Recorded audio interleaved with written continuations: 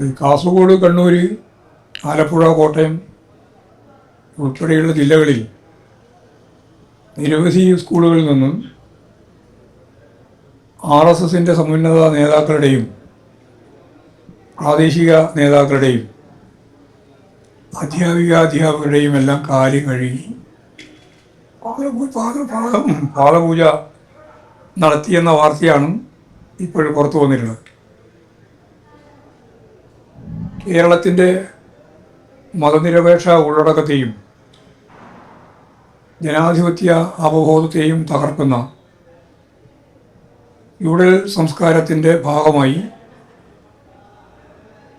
സനാതന ധർമ്മം എങ്ങനെയാണ് നടപ്പിലാക്കാൻ ഉദ്ദേശിക്കുന്നത് എന്നതിൻ്റെ കൃത്യമായ പ്രയോഗമാണ് RSSകാരും സംഘപരിവാർ വിഭാഗവും പുതിയ തലമുറയെ കൊണ്ട് അടിമത്ത മനോഭാവം രൂപപ്പെടുത്താൻ വേണ്ടിയുള്ള ഈ ബോധപൂർവമായ പ്രവർത്തനം നടത്തിയിട്ടുള്ളത്.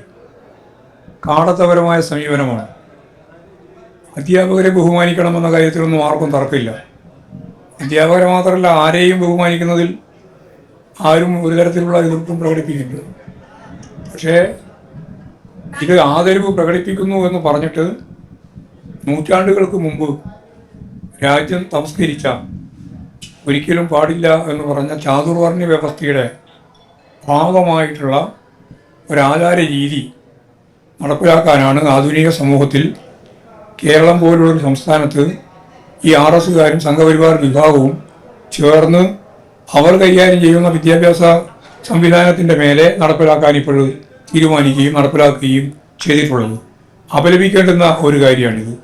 അതിശക്തിയായ രീതിയിലുള്ള എതിർപ്പ് ജനാധിപത്യ സമൂഹമാകെ, ഏതെങ്കിലും ഒരു വിഭാഗമല്ല, മുഴുവൻ ആളുകളും, കേരളീയ സമൂഹമാകെ, മതനിരപേക്ഷ ഉള്ളടക്കമുള്ള ജനാധിപത്യ അവബോധമുള്ള കേരള സമൂഹമാകെ ഒറ്റക്കെട്ടായി ഇതിനെ എതിർക്കേണ്ടതായിട്ടുണ്ട്. ഈ അപരിഷ്കൃത രീതിയെ ജനങ്ങൾ ശക്തിയായ രീതിയിൽ പ്രതിഷേധിക്കുകയും എതിർക്കുകയും ചെയ്യും എന്ന് തന്നെയാണ് ഞാൻ പ്രതീക്ഷിക്കുന്നത്. പാഠപുസ്തകങ്ങളിൽ സർവകലാശാലകളിലൊക്കെ നിരന്തരം വരുന്നുണ്ട്. രാഷ്ട്രീയ പാർട്ടികൾ പലപ്പോഴും നിരവധി തവണ അല്ലെങ്കിൽ തുടർച്ചയായി പ്രതികരിക്കുമ്പോൾ അത് തടയിടാൻ പറ്റാത്ത അവസ്ഥയിലേക്ക് തടയിടാൻ പറ്റാത്ത രീതിയിലൊന്നും പറയാൻ പറ്റില്ല. അവരിപ്പോഴും ശ്രമിച്ചുകൊണ്ടിരിക്കുകയാണ് ഈ വർഗീയവാദികൾ. ഈ വർഗീയവാദം എങ്ങനെയാണ് രാജ്യത്തെ നശിപ്പിക്കുക എന്നതിൻ്റെ ഏറ്റവും പ്രധാനപ്പെട്ട തെളിവാണ്. അതിനെതിരായിട്ട് മാധ്യമങ്ങൾ ഉൾപ്പെടെ അതിശക്തിയായിട്ട് പ്രതികരിക്കുന്നില്ലല്ലോ. നിങ്ങളൊരു ഉത്തരവാദിത്വം നിർവഹിക്കണ്ടേ? ജനാധിപത്യ സമൂഹത്തിൻ്റെ ഒരു ഉത്തരവാദിത്വം മാധ്യമങ്ങൾ നിർവഹിക്കണ്ടേ? ഇത് കമ്മ്യൂണിസ്റ്റ് പാർട്ടിക്ക് മാത്രം ബാധകമായിട്ടുള്ള ഒരു പ്രശ്നമാണോ? നൂറ്റാണ്ടുകളുടെ പിന്നിലേക്ക് കേരളീയ സമൂഹത്തെ വലിച്ചടക്കാൻ ശ്രമിക്കുന്ന സമീപനമല്ലേ നടന്നുകൊണ്ടിരിക്കുന്നത്? ഇതിനെ പ്രതിരോധിക്കുന്നതിനും പ്രതിഷേധിക്കുന്നതിനും ശക്തിയായ സമീപനമാണ് എല്ലാ വിഭാഗവും ഇത് കക്ഷി രാഷ്ട്രീയത്തിന് അതീതമായിട്ട് കൈകാര്യം ചെയ്യേണ്ടത് എന്നാണ് എൻ്റെ അഭിപ്രായം.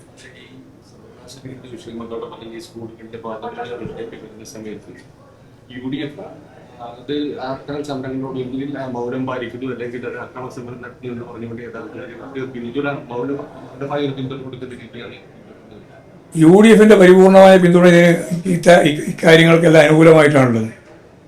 അവർ ജനാധിപത്യ സമൂഹത്തിൻ്റെ ഭാഗമായിട്ടാണെന്നൊക്കെ പറയുമെങ്കിലും കമ്മ്യൂണിസ്റ്റ് വിരുദ്ധതയും ഇടതുപക്ഷ ജനാധിപത്യ മുന്നണി ഗവൺമെൻറ്റിന് എതിരാകുമ്പോൾ ഏത് കമ്മ്യൂണിസ്റ്റ് വിരുദ്ധ ശക്തികളെയും ഉപയോഗപ്പെടുത്താനാണ് ജമാഅത്ത് ഇസ്ലാമിയെ പോലെ. അത് നമുക്കറിയാലോ, വർഗീയയുടെ ഏറ്റവും പ്രധാനപ്പെട്ട വേറൊരു കൗണ്ടർ പാർട്ടാണ്.